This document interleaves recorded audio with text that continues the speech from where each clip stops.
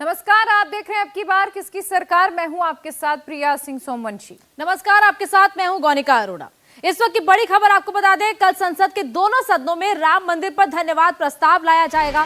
लोकसभा में इस प्रस्ताव पर नियम 193 के तहत बहस होगी। इस नियम के तहत बिना वोटिंग के करीब 4 घंटे तक बहस का प्रावधान है। स्पीकर चाहे तो बहस का वक्त बढ़ा भी सकते हैं। सोर्सेस ये भी बता रहे हैं कि राम मंदिर पर कल जो धन्यवाद प्रस्ताव लाया जाएगा उसमें इस बात पर पूरा जोर होगा कि प्रभु राम भारत और भारतीयता के प्रतीक हैं। भगवान राम एक भारत, श्रेष्ठ भारत और भारतीय संस्कृति के प्रतीक हैं।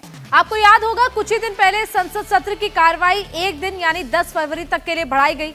अब कल राम मंदिर पर धन्यवाद प्रस्ताव लाया जाएगा। कल ही लोकसभा में शाम को 5 बजे प्रधानमंत्री नरेंद्र मोदी का संबोधन भी होगा। और हमारे सहयोगी देवेंद्र पराशर हमारे पॉलिटिकल एडिटर और अधिक अपडेट के साथ जुड़ चुके हैं। देवेंद्र, किस तरह से बीजेपी कल इसे पेश करेगी जब पटल में रखा जाएगा धन्यवाद प्रस्ताव के साथ, तो इसे कैसे बीजेपी अपनी बड़ी उपलब्धिता बताने वाली है?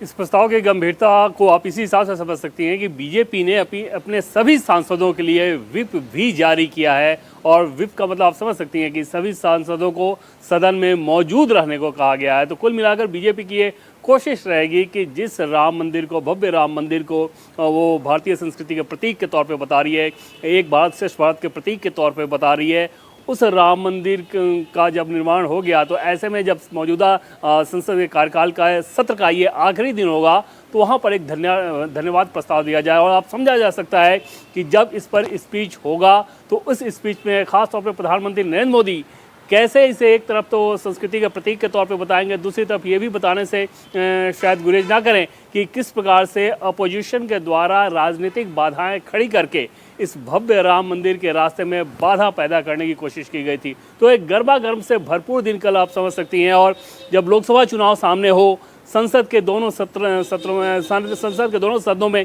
अगर भगवान राम को लेकर अगर प्रस्ताव आ रहा हो तो अंदाजा लगाया जा सकता है कि संसद की गर्माहट कैसी होगी और आगे का टोन कैसा रहने वाला है। लोकसभा में नियम 193 के तहत इसी लिहाज से इसमें चर्चा का प्रावधान किया गया है ताकि उस पर किसी प्रकार के वोटिंग की जरूरत नहीं है।